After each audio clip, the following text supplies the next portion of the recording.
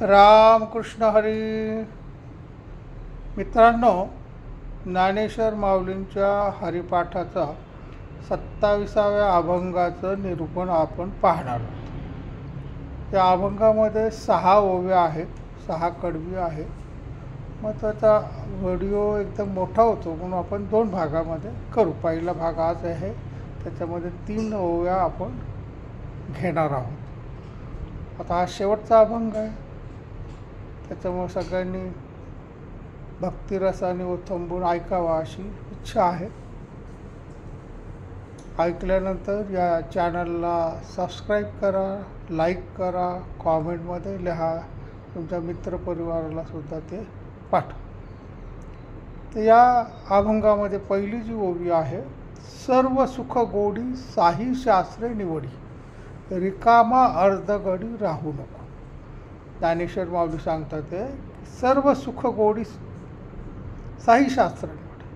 सगळ्या शास्त्रांचा अभ्यास केला तर सर्व सुखाचं जे आगर आहे, गोडी आहे, ती फक्त नामस्मरणामध्ये आहे. ज्ञानेश्वर माऊलींचं वाक्य तुम्हाला माहिती आहे, सर्व सुखाचे आगर बाप रखवा देवीवर. त्यांच्या प्रत्येक अभंगाच्या शेवटी आहे सर्व सुखाचे आगर. कोण आहे तर परमेश्वर आहे. मनुष्य सुखासाठी रात्रंदिवस धावत असतो. तर त्याला सुख म्हणजे काय, किंवा मोठं घर पाहिजे, गाडी पाहिजे, त्याला सुंदर बायको पाहिजे, त्याची मुलं खूप सुशिक्षित उच्च सुंदर पाहिजेत, खूप पैसा पाहिजे, मग सत्ता पाहिजे. आता माणसाला एक घर मिळालं तर त्याचं समाधान होतं का नाही? त्याला वाटतं अजून 2 घरं हवीत.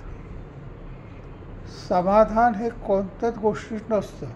एखाद्या माणसाला एक 50,000 पगार आहे, त्याला 5 लाख पगार केला तर त्याला काही दिवसांनी वाटते 5 लाख कमीच आहे, 10 लाख तरी पाहिजे.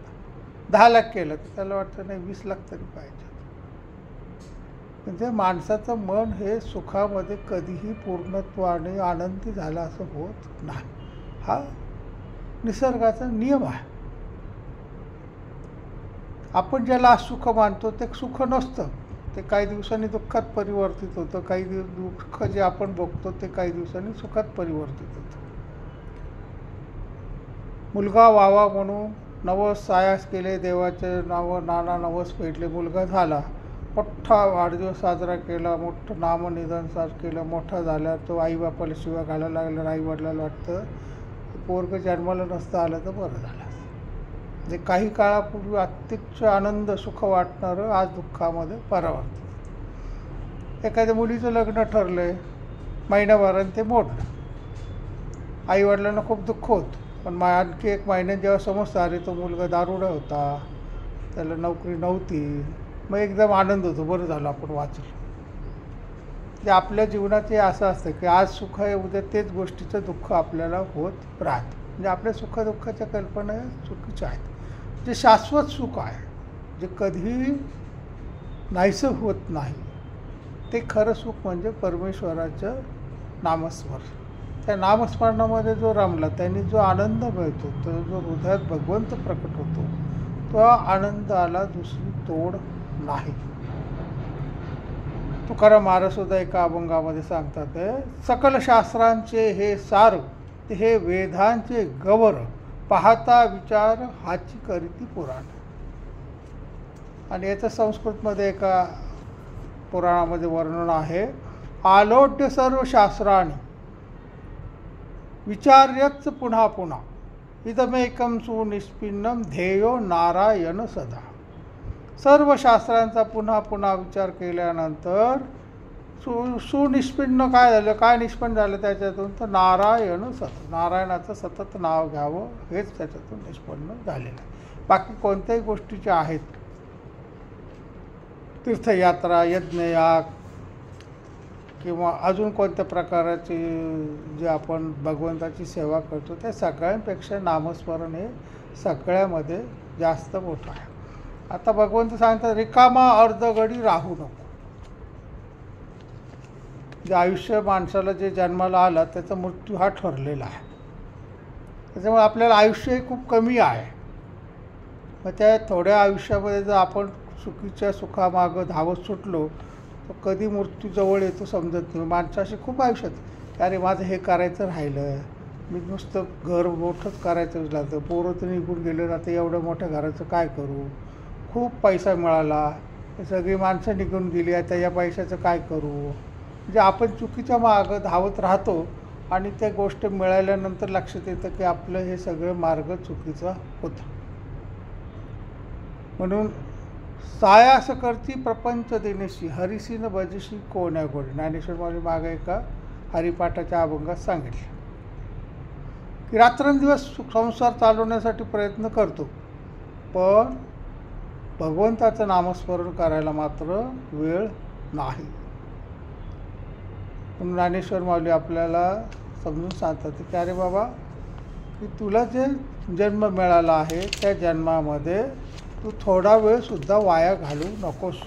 रामदास स्वामीसुद्धा याच गोष्टी सांगतात आहे, घटका गेली पळे गेली तास वाजे ठाणाना, आयुष्याचा नाश होतो रामकारे वाढाना.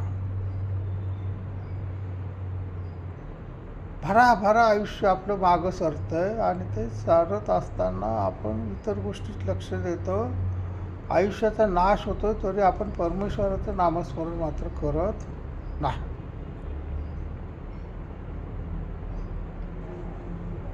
ज्ञानेश्वर माऊली दुसऱ्या ओवीमध्ये आपल्याला सांगतात आहे, लटिका व्यवहार सर्व हा संसार वाया एरझार हरिविना. आपण जे काही संसारामध्ये सुखासाठी गोष्टी करतो त्या सगळ्या खोट्या आहेत. आपल्याला जग दिसतं ते सगळं खोटं आहे, असं ज्ञानेश्वर माऊलींचं म्हणणं आहे. की त्याच्यामध्येच आपण सुख मानतो, ते खरं सुख आहे का नाही.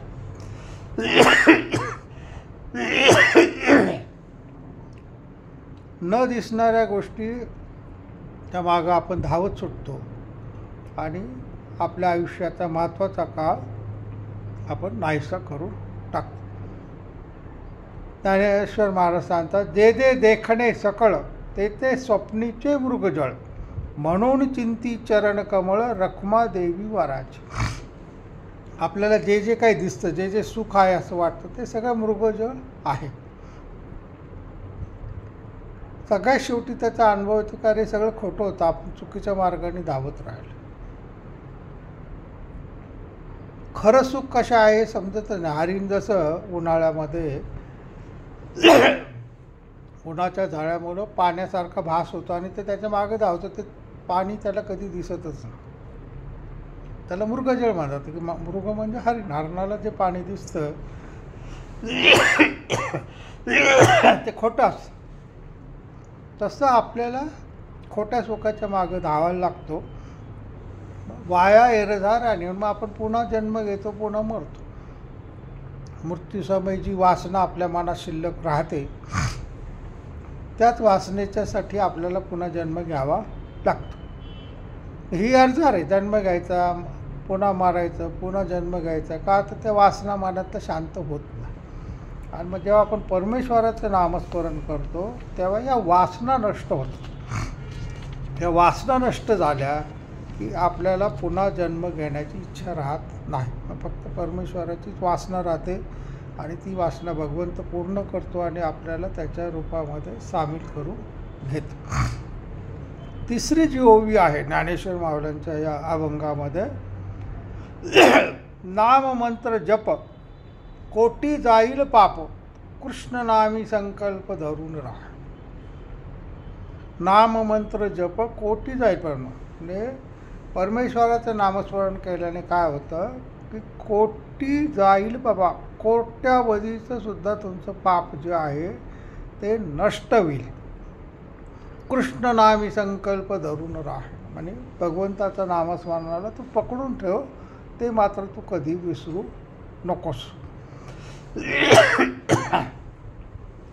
मनुष्याच्या जन्माबरोबर गतजन्मीचे पाप पुण्य आपल्याबरोबर येत राहतात. मनुष्य एकटा जन्माला येतो, एकटाच निघून जातो, त्याच्याबरोबर येतं ते त्याचं फक्त पाप पुण्य कर्म.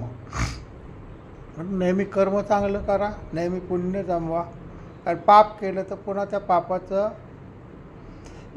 दुःख भोगण्यासाठी आपल्याला पुन्हा जन्म घ्यावा लागतो. माणसाला एकाच दिवशी एकाच वेळेला जन्मलेल्या प्रत्येक माणसाचं नशीब वेगळं असतं. आणि पत्रिका जरी पाहिली का अरे दोघांची सारखी आहे, पण दोघांमध्ये फरक असतो. जुळे भाऊसुद्धा जन्माला येतात तर काही वेळा रूपाने वेगळे असतात, रंगाने वेगळे असतात, त्यांचं नशीबसुद्धा वेगळं वेगळं असतं. पण आपल्याला पुण्य भोगण्यासाठी पण जन्म घ्यायचा आणि पाप भोगण्यासाठी सुद्धा जन्म घ्यायचा. रामोत्तर तापिनीमध्ये सांगितलेलं आहे, कोटी कोटी सहस्राणी आणि उपपातक जान्यपी सर्वान्यपी प्रणश्यंती राम मंत्रानुकीर्तनात. रामाचा मंत्र म्हटला म्हणजे रामनाम नामाचा जप केल्याने कोट्यावधी पाप त्याची उपपातक नष्ट होतात आणि पर्यायाने पुण्य आणि सुख देणाऱ्या कृष्ण नामाचा संकल्प धरून राहा की त्याच्यामुळे तुझी सगळे पाप नाहीशी होतील आणि तुझ्या वाटेला दुःख येणार नाही. काही जण श्रीमंताच्या पोटी जन्माला येतात, काही गरिबाच्या पोटी जन्माला येतात, काही दिसायला सुंदर येतात, काही कुरूप म्हणून जन्माला येतात, काही अपंग होतात, काही सुदृढ ताकदवान होऊन येतात. हे प्रत्येकाचं पापपुण्याचं फळ असतं. म्हणजे जे वाटेला आलं ते भोगायचं. त्या काळामध्ये परमेश्वराचं नामस्मरण करायचं म्हणजे पुढचा जन्म तरी आपल्याला आनंददायी लाभेल. नामस्मरणाचं जे महत्त्व आहे 3 पहिल्या ओव्यामध्ये पण ज्ञानेश्वर माऊली ठासून सांगतात की तुम्हाला खरं सुख काय हे समजलं पाहिजे. मोठं घर, बंगला, गाडी हे खरं सुख नाही आहे. हृदयामध्ये आनंद होणं हा खूप महत्त्वाचा भाग आहे. श्रीमंत माणसाला गुबगुबी गादीवर झोप येत नाही आणि हमालाला मात्र उन्हातानामध्ये सुद्धा त्याला झोप येतं. याचं कारण काय की त्याच्या सुखाच्या दुःखाच्या कल्पना पलीकडे तो गेलेला आहे. त्याच्याजवळ पैसेच नाही, त्याला चोरी जाण्याची भीतीच नाही. त्याने दरवाजा उघडा टाकून सुद्धा त्याला गाढ झोप लागतं. श्रीमंताला नोकर चाकर राखवालदार ठेवून सुद्धा झोप लागत नाही. त्याचं कारण काय की त्याच्याकडचा पैसा त्याला दुःख देत राहतो. पण श्रीमंताला ते वाटतं का नाही, त्याला वाटतं मी सुखी आहे कारण माझ्याकडे खूप पैसा. हीच गोष्ट आपल्याला समजून घेतली पाहिजे की मला ज्याच्यात खरा आनंद आहे ते परमेश्वराचं नामस्मरणच खरं महत्त्वाचं आहे. म्हणून प्रत्येकाने नामस्मरणाला सुरुवात करा. आता लोक तर मी रिटायर्ड झाल्यावर घेईल. अरे बाबांना तुम्हाला आयुष्य किती आहे माहिती आहे का? नाही.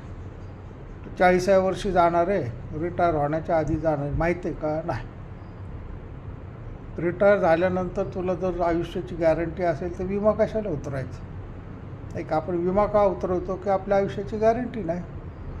तसं आपल्या आयुष्याची गॅरंटी नसल्यामुळं लहानपणापासून आपण आपल्या मुलांना परमेश्वराचं नामस्मरण करायला शिकवलं पाहिजे. तरुण मुलांनीसुद्धा रोज थोडा वेळ दिला पाहिजे. मला वेळ नाही, मी फार बिझी, हे सगळं खोटी कारण होतं. बायकोनी साईडला येताना भाजी घेऊन आहे तर आपण थांबून भाजी घेऊन येतो. मुलाला शाळेत मिटिंग आहे तर आपण रजा काढून मुलाच्या शाळेत जातो. मग तसं नामस्मरणाला सुद्धा एक ठराविक वेळ द्या. तुम्ही खूप बिझी आहात, 6ला उठता तर 5:30ला उठा, नाही का? व्यापारामध्ये खूप बिझी आहात, रात्री 11ला दुकान बंद करता तर 11:45ला करा. आपण सवड काढली तर सगळं आहे. आवड असेल की सवड निघते. म्हणून प्रत्येकाला विनंती आहे की तुमच्या आयुष्याचं कल्याण कशात हे समजून घ्या आणि त्या पद्धतीने तुमचं आयुष्य जगण्याचा प्रयत्न करा. नामस्मरणासारखं पुण्य नाही आणि नामस्मरणाने सगळी सुखं तुम्हाला मिळतात. म्हणून नामस्मरणाचा मार्ग धरायचा. उद्या उरलेल्या 3 अभंगाचं ओव्यांचं आपण निरूपण पाहू. पुंडलिक वरदे हरी विठ्ठल श्री ज्ञानदेव तुकाराम पंढरीनाथ भगवान की जय. माऊली ज्ञानेश्वर महाराज की जय. रामकृष्ण हरी.